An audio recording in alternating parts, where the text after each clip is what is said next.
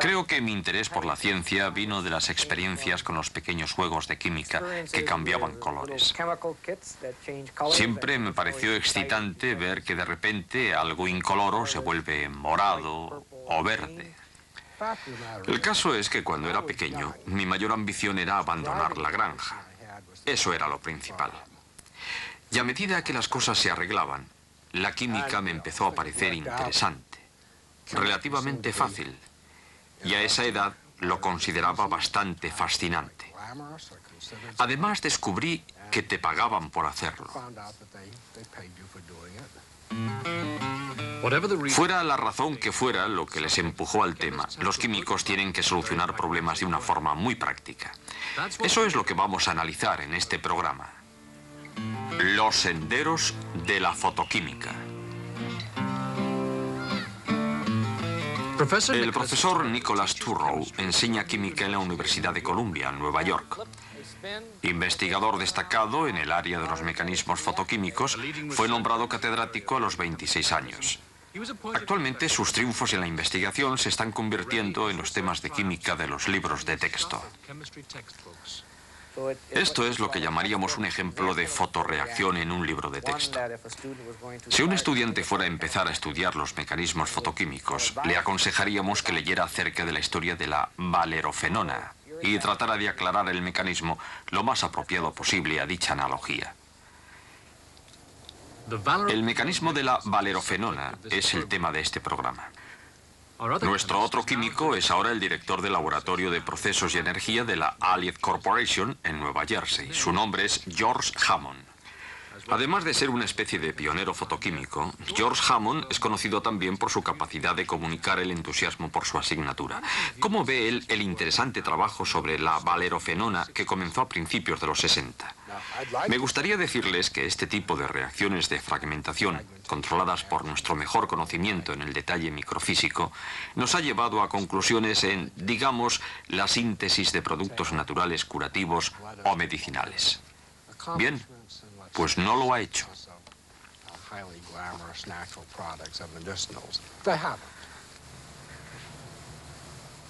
Eso es lo que ocurre a menudo con la investigación.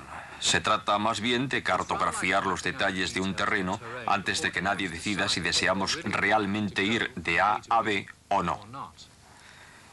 Esto es valerofenona o 1-fenilpentan-1-ona. Tiene un centro alifático con un sustituyente de fenilo.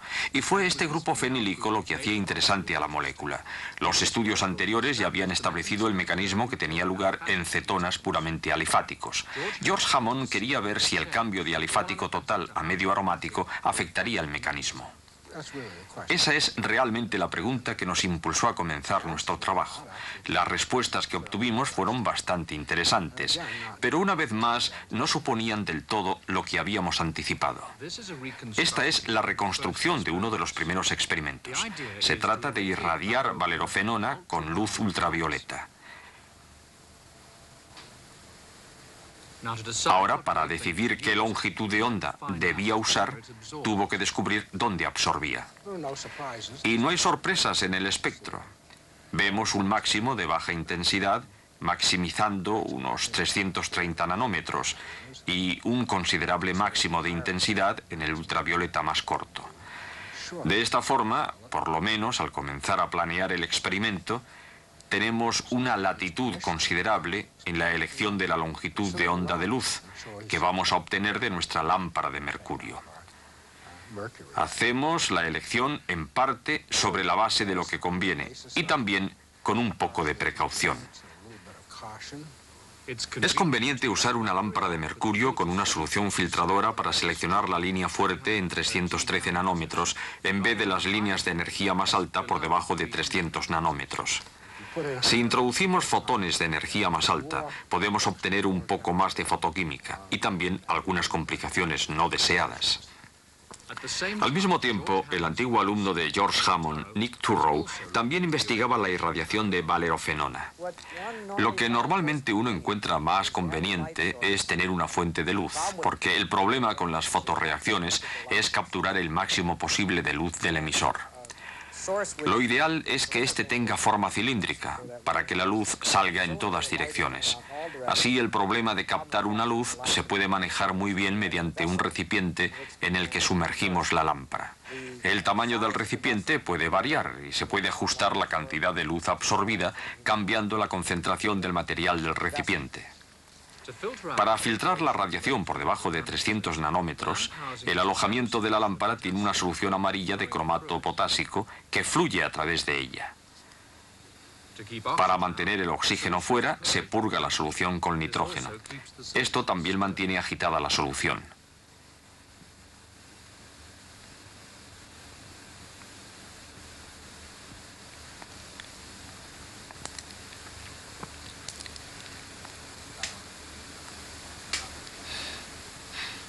La radiación ultravioleta es perjudicial. Incluso aunque esta sea una pequeña lámpara de mercurio, el operador debe protegerse los ojos. La irradiación puede llevar varias horas y es importante saber si está ocurriendo algo. Afortunadamente hay una técnica maravillosa para observar productos bastante volátiles en reacción. Ajustamos un análisis cromatográfico de gases y líquidos diseñado para detectar aquellos productos de los que les hablaba antes. Por lo menos la mayoría de ellos. Iniciamos la irradiación. Recogimos muestras. Las colocamos en el aparato para la cromatografía y vimos los picos. Estos picos estaban donde nosotros pensamos que los picos del producto debían estar.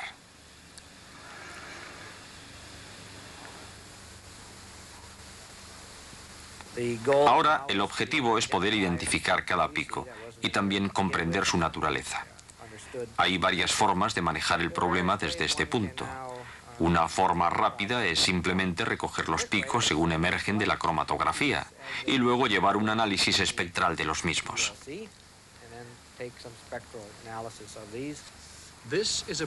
Esta es una cromatografía de gas preparativa. Para detectar, solo usa una pequeña fracción de la muestra. El resto pasa a un recipiente frío donde se condensa y recoge para determinar su estructura. Y esto es lo que descubrimos. Había 3 productos, acetofenona y propeno, producidos por una reacción de división y también una pequeña cantidad de este compuesto cíclico. Así pues, gran parte de lo que hacemos cuando estudiamos los mecanismos de reacción es intentar dividir los procesos de reacción en lo que llamamos pasos elementales, reacciones simples. Pero hay una especie de búsqueda interminable de esto, porque parece que siempre podemos tomar lo que ya es simple y hacerlo aún más, desglosarlo en pasos cada vez más pequeños. Por eso debo advertir que esto no puede seguir sin establecer un límite, porque si no, pasaremos todo el tiempo cazando el conejo sin que al final nadie lo cocine. La siguiente pregunta que Hammond y Turrow debían responder era si la valerofenona es activa fotoquímicamente. ¿Cuáles son los estados excitados que intervienen?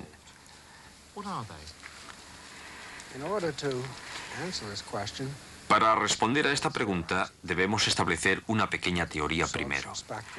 Observamos el espectro de absorción y vemos estas 2 bandas. Una de fuerte absorción por debajo de 300 nanómetros y otra de absorción débil por encima de los 300 nanómetros. La intensidad baja de esta banda de longitud de onda larga la marca lo que se conoce como transición NP, que se caracterizan por tener intensidades muy bajas, que es justo lo que necesitamos. Cuanta más corta sea la longitud de onda, más intensa se espera que sea la banda. Por lo tanto, la denominamos transición PP. Estos son estados singlete excitados, porque una de las mejores reglas de la espectroscopia de absorción es que en la multiplicidad del spin no se producen cambios en transiciones que se dan a cualquier intensidad significativa. Hemos localizado un estado singlete excitado NP, un estado singlete excitado PP. Ahora sabemos, por algo que se deriva de la teoría, que debe de haber un estado triplete excitado que se corresponde con cada uno de estos estados excitados. Las propiedades del estado triplete se pueden desglosar en varias categorías. En primer lugar, como el estado triplete está excitado electrónicamente, emitirá luz. Sin embargo, en contraste con el estado singlete, necesita más tiempo para emitir esta luz que el estado singlete.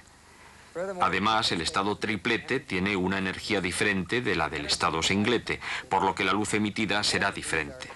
Tanto el periodo de vida como la energía son característicos. Si esta molécula fuera benceno, comprobamos que es un derivado del benceno, veríamos una emisión de vida corta llamada fluorescencia. La valerofenona no produce fluorescencia. La única emisión que vemos es una de larga vida que llamamos fosforescencia. Ahora David recoge el espectro de emisión de una forma que mecánicamente se parece mucho a la del espectro de absorción, porque necesita una solución. Naturalmente, en este caso, lo enfría. Es necesario enfriarla a baja temperatura, porque estas especies emisoras decaen con otros medios, aparte de la emisión de luz, y a temperaturas altas se hace muy difícil una buena emisión, porque esa caída se hace casi totalmente predominante. Pero si lo enfriamos y lo colocamos en un espectrómetro, irradiando y midiendo la longitud de onda de la salida de la luz, podremos trazar un espectro de emisión. En las moléculas orgánicas, la fosforescencia emerge únicamente de los estados triplete. Por eso, cuando observamos esta emisión de larga vida, sabemos que estamos observando un estado triplete. La banda 00 aparece por aquí, y creo que vemos la primera descarga. Pero decimos que por lo menos está cercana al comienzo de la absorción.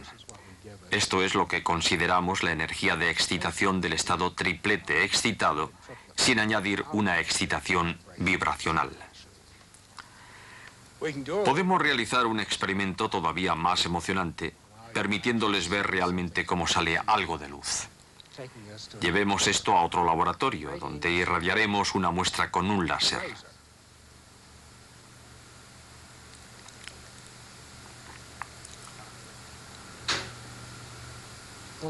El láser emite impulsos de luz.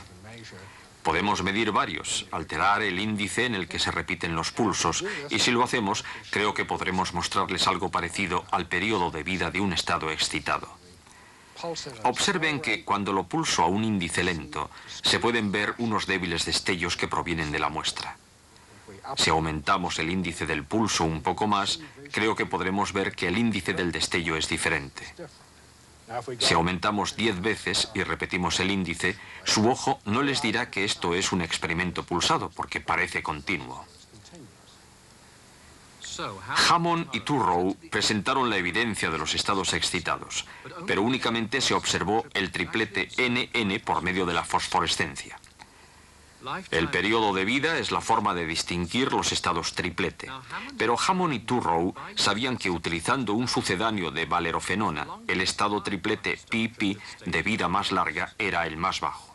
Una observación de que un pequeño cambio en la molécula había dado como resultado dos tripletes que cambiaban de posición y que tenían implicaciones en las energías relativas de los dos tripletes de la propia valerofenona.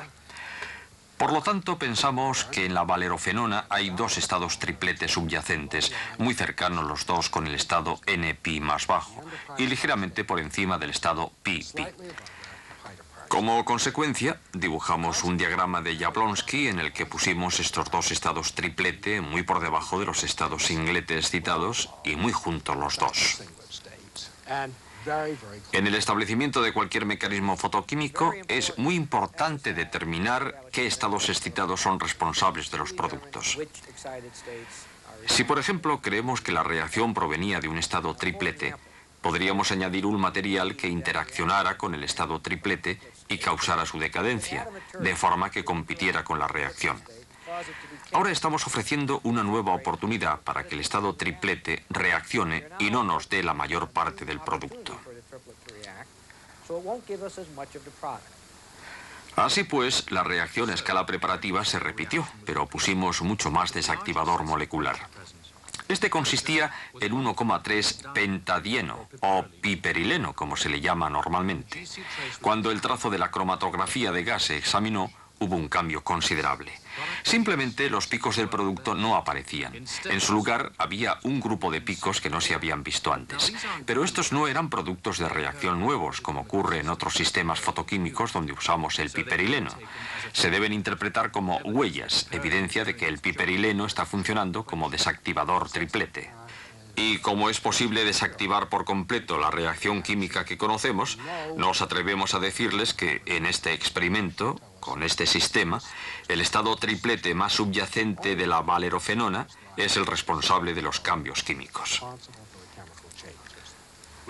De paso, podemos notar también que como tanto la reacción principal para dar los diferentes productos como la reacción menor que se añade al producto cíclico se ha desactivado, las dos reacciones deben surgir del estado triplete excitado.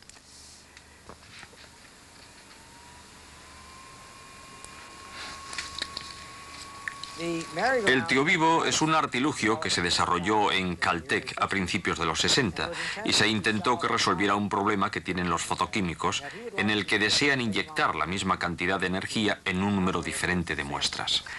Una forma de atajar este problema es simplemente pasar muestras alrededor de la lámpara muchas veces, de tal forma que tengamos una situación combinada. En esta situación no nos preocuparemos de las diferentes cantidades de luz que las diferentes muestras absorban. Este juguete de fabricación casera tuvo gran importancia en el siguiente paso sobre el mecanismo de reacción de la valerofenona. La idea era poner una concentración de desactivador diferente en cada tubo y estudiar su efecto cuantitativamente. Clever, isn't it?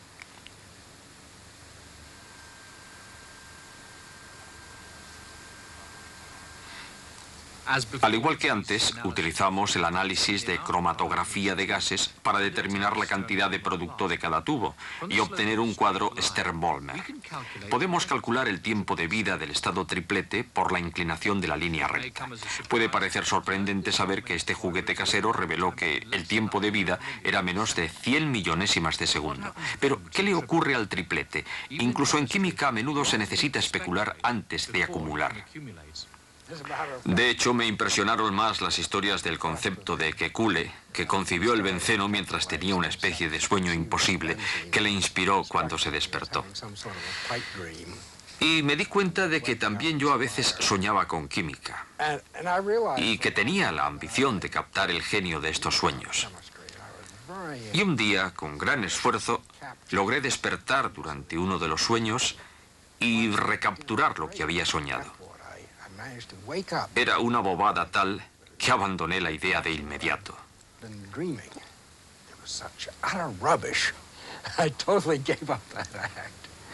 De todas formas, Hammond no dudó en especular sobre el mecanismo de la valerofenona. En la época en que estábamos haciendo nuestro trabajo, hace algunos años, especulamos sobre lo que ocurriría después y si el estado triplete de una cetona abstraería el hidrógeno desde una posición remota en la cadena alifática, dando un birradical. Este birradical se fragmentaría luego, dando propileno más la forma enol de la acetofenona, es decir, la acetona. Examinemos más de cerca la especulación de Hammond. La abstracción de este hidrógeno da este birradical, que es un intermediario apropiado, porque al igual que este anclaje que da los productos importantes, también ofrece una vía para la producción de otro producto, este compuesto cíclico. Pero todo esto es todavía especulación, y la existencia del birradical es la conexión más útil. ¿Pudieron probar que existía realmente? El birradical, mientras vive, es como cualquier otra especie química. Su propiedad particular principal es que no dura mucho, alrededor de décimas de nanosegundos de un microsegundo. Así que debemos ser rápidos en la forma de analizar el producto. Como se esperaría, la técnica usada aquí es la fotólisis de flash. Un láser ultravioleta irradia la muestra. El flash monitorizador es fotólisis. Un láser ultravioleta irradia la muestra. El flash monitorizador es un emisor de luz continua con una especie de obturador. En este caso, un fogonazo de luz atravesaría el sistema. El birradical tiene una absorción. Podemos seguir la pista de esta absorción en el tiempo mostrándola como un espectro de absorción corriente y se pueden utilizar modelos para decidir si lo que hemos observado es realmente un birradical. Debemos recordar que alrededor de 1965 la noción de representar el birradical en un mecanismo se consideraba como un recurso mnemónico en el que los birradicales no tenían una existencia real. Así pues, una de las sorpresas que aparecieron fue la capacidad de ver realmente estas especies y de medir con una espectroscopia de flash sus espectros de absorción. Con el triunfo de haber probado que el birradical existía realmente, el siguiente paso era mostrar que el anclaje a la acetofenona se producía a través del enol. El experimento de Nick Turrow hacía funcionar un espectro de radical mnemónico después de irradiar la valerofenona dentro del espectrómetro. Los enoles, por lo general, son muy inestables en equilibrio con las cetonas. Sin embargo, son materiales que se producen y tienen un cierto periodo de vida. Así, por ejemplo, si uno hiciera la irradiación de valerofenona a temperatura suficientemente baja, estos enoles podrían persistir. Un bastón plástico sirve como guía de luz. La luz pasa por la guía e irradia el espécimen enfriado. ¿Se puede detectar la forma del enol?